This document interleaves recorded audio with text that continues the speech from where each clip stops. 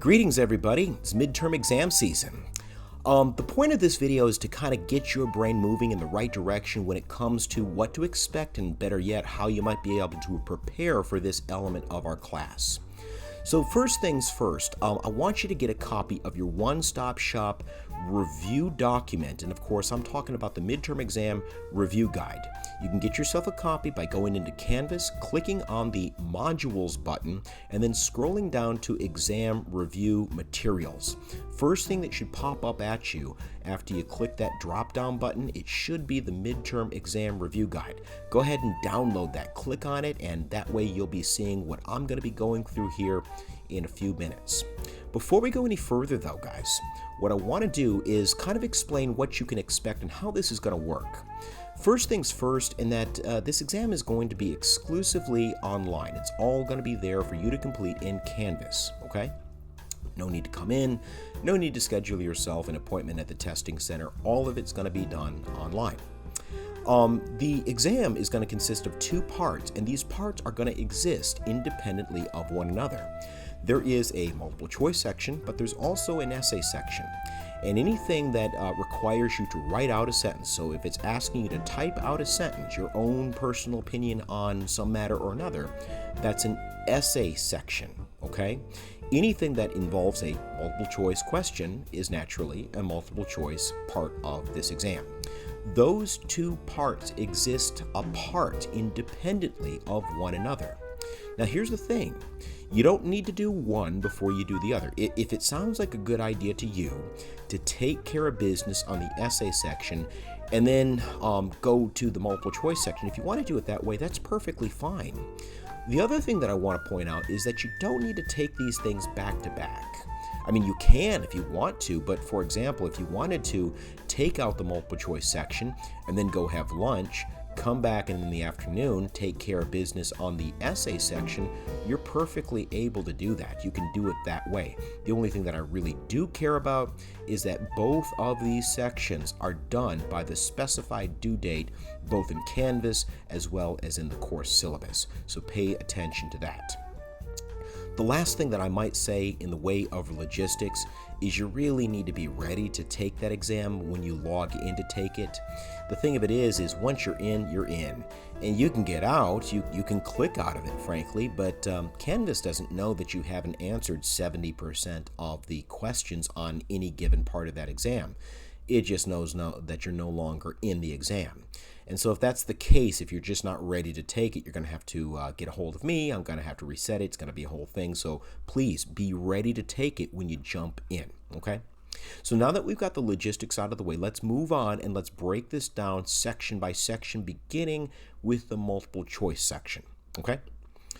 Those terms, if you've been regular in lecture, right? If you've been focusing while you're taking in those lectures, many, maybe even most of those terms should be pretty familiar to you. Check out those first three terms on the left-hand side. Those should be relatively familiar to you at this point in the semester. We've spent some time on those, okay? Now, the thing about these terms is they are the building blocks of my exam.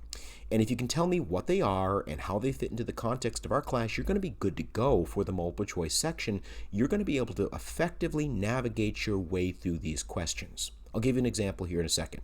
But for right now, let me do this.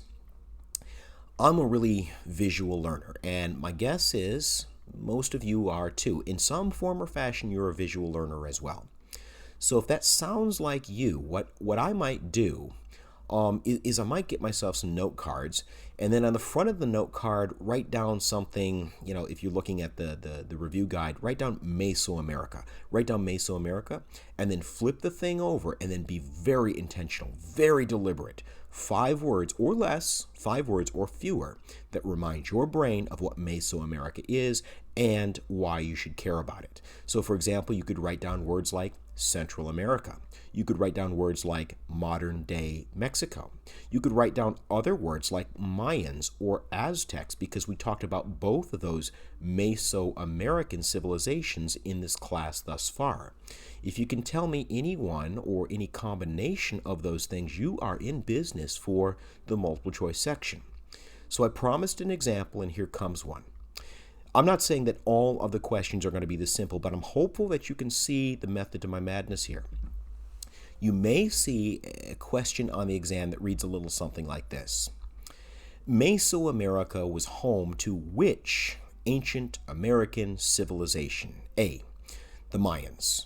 B, the Aztecs. C, the Dallas Cowboys. Or D, options A and B. Now, obviously, if you've been paying attention, it's options A and B because Mesoamerica was home to both the Mayans and the Aztecs. Obviously, not any one of the questions are going to be this easy, let alone that hilarious on the exam.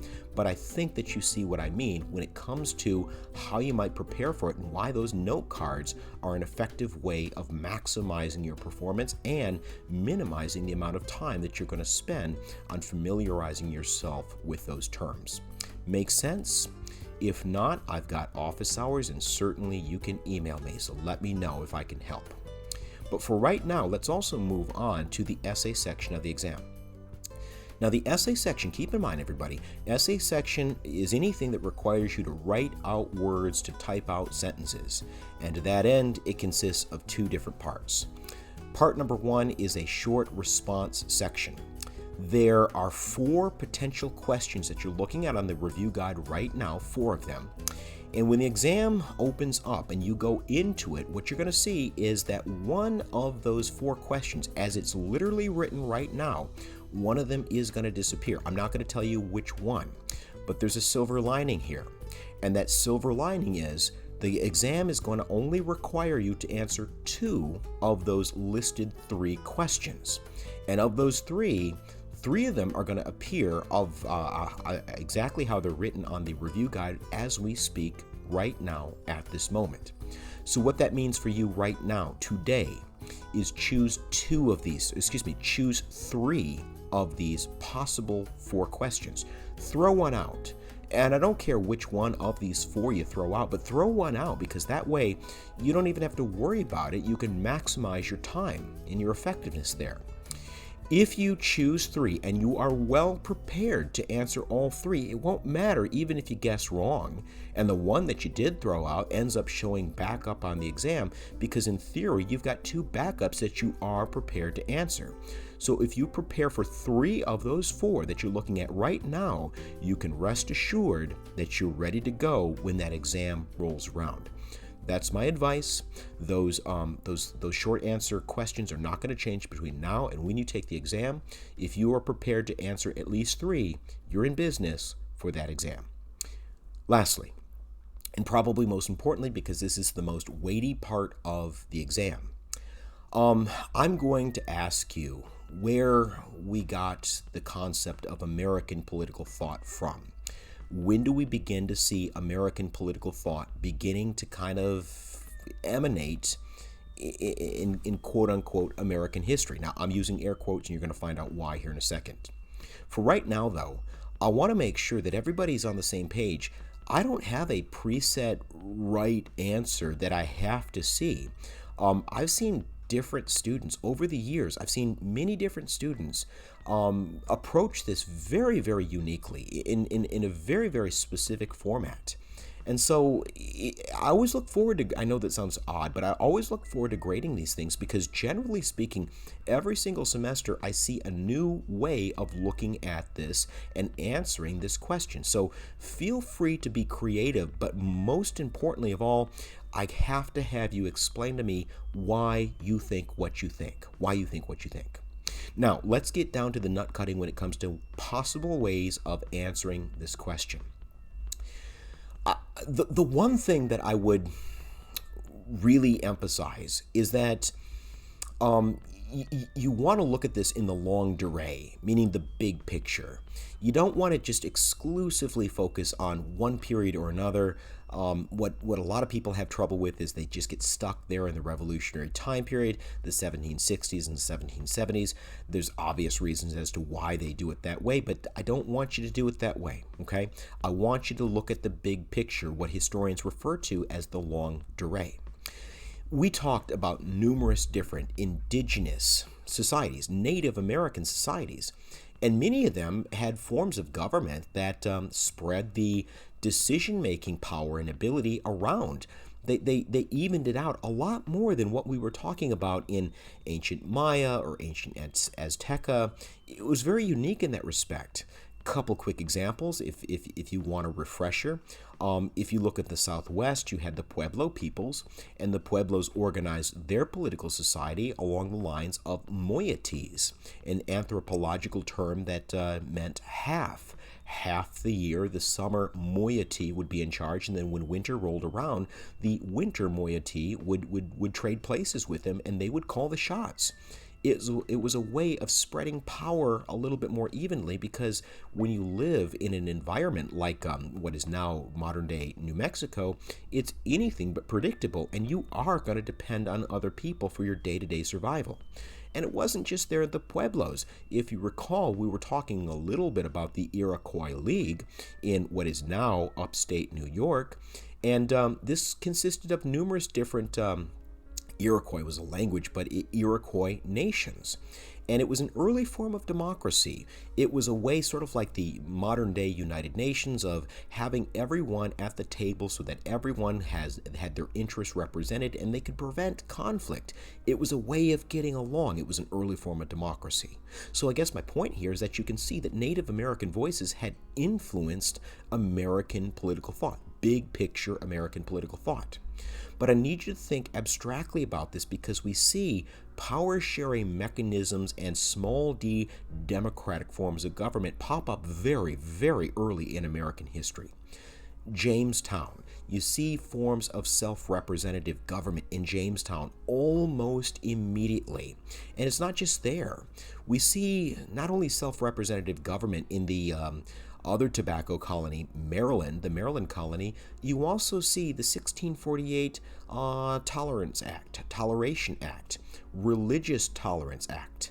If you recall, Maryland was founded more or less as a safe haven for Catholics, but pretty quickly in that colony's history, they pass a law that says we're going to be tolerant of virtually any religion.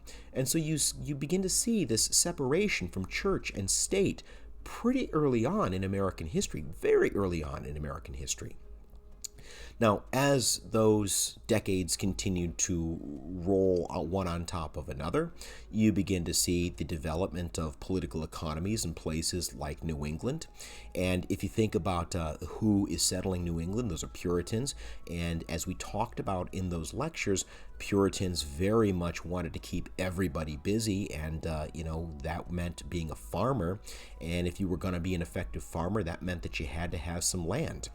And with that land, you also had some political power as well.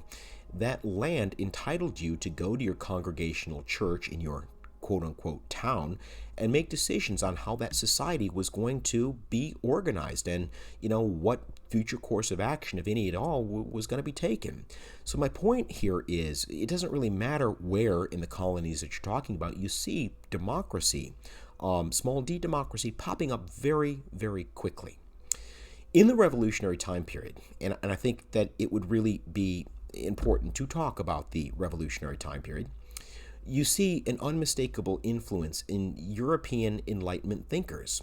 We talked a lot about John Locke. We talked a lot about his idea that government only gets its power from the people. It's not the other way around. It's not the king saying jump and everybody saying how high. Government is only has a legitimate power that it can exercise when the people consent to be governed. That was hugely influential to the American colonists, and virtually every one of the people that you think of as a founding father walked around with Locke's writing in his breast pocket. In any case, when Britain tries to dig itself out of the hole that it created by going to war with France and basically anybody else throughout that time period, it got itself big time into debt. The Prime Minister, George Grenville, begins to tax the colonists. And because the colonists understand that they don't have any representation over there in London's Parliament, then basically that law is not legitimate.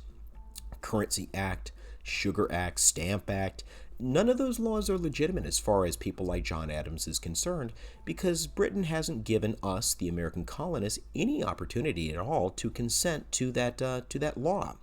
And so we basically begin to protest. it starts out as like a Stamp Act Congress, which leads to a boycott. I'm skipping some very critical, events and developments here, but it'll end with the Boston Tea Party. The fact that Bostonians were so appalled by the 1771 Tea Act, that they rebelled by dumping official British government property into the Boston Harbor. We talked a lot about the ultimate Declaration of Independence, and I described that to you in the lectures as this very critical moment, not just in American history, but really in world history, because it marks the end of an era, the end of the medieval time period. We had kings and queens and popes that ruled over primarily Europe, but really everywhere, and they told people how to live and what they had to do and things of that variety. And in 1776, after Thomas Jefferson put pen to paper and signed the Declaration of Independence, right, along with the other framers, you see the end of the medieval time period, the beginning of what you might think of as the rule of the people, the small d, democratic era, okay? And so this is a very important concept when it comes to American political thought, because there's all kinds of different things that's baked into the Declaration of Independence. Everything from the idea of, self-representative government to, what kinds of governments are legitimate and the role that people ought to be playing in those governments. There's all kinds of different, very uniquely American concepts of political thought that are there in the Declaration of Independence. If you really are ambitious and you really want to impress the reader, what you might consider doing is talking about the post-revolutionary period. I told you at the time, everybody was very much on the same page when it comes to what they did not like about the way that Britain was ruling over us, but there's a lot of diversity of thought when it comes to what kind of government we ought to have when we're in charge. We found out that the Articles of Confederation sounded like a great idea, that your statesmen, that the state government would have a lot more power and authority, but as it turns out, there was a reason why Britain was doing what it was doing. There was a reason why it was taxing us, and we found out what those reasons were pretty quickly on after we won our independence. And we're going to replace the Articles of Confederation with the Constitution. We're going to add on those first 10 amendments, the Bill of Rights, to the Constitution, which I know you know are going to guarantee our civil rights and our civil liberties. Laws that Congress will not add. Congress will not pass. So I hope that I've generated at least a little bit of food for thought. I'm also hopeful that you can see that there's many different ways that you can go about answering this question. You certainly don't have to stick to one thing or another. I need you to pull in evidence that really makes sense to you, okay? What I might do if I were you, and I know we need to wrap this up, but what I might do if I were you is, again, employ that 5-paragraph essay approach to this paper, okay? That's a good strategy. You'll need an intro, you'll need a conclusion. There's 2 of your 5 paragraphs right there. Choose 3 different time periods, or at the very least, 3 different concepts to make your body paragraph. Paragraph 1 could be the pre-American era, the pre-revolutionary period. That can range from everything from indigenous forms of democracy to early forms of democratic rule in the colonies. You can pick the revolutionary period and the concept of no taxation without representation. And you can wrap things up in paragraph 3 with talking about the immediate post-Revolutionary War period. A juxtaposition between the Articles of Confederation and the Constitution, as we just talked about a second ago.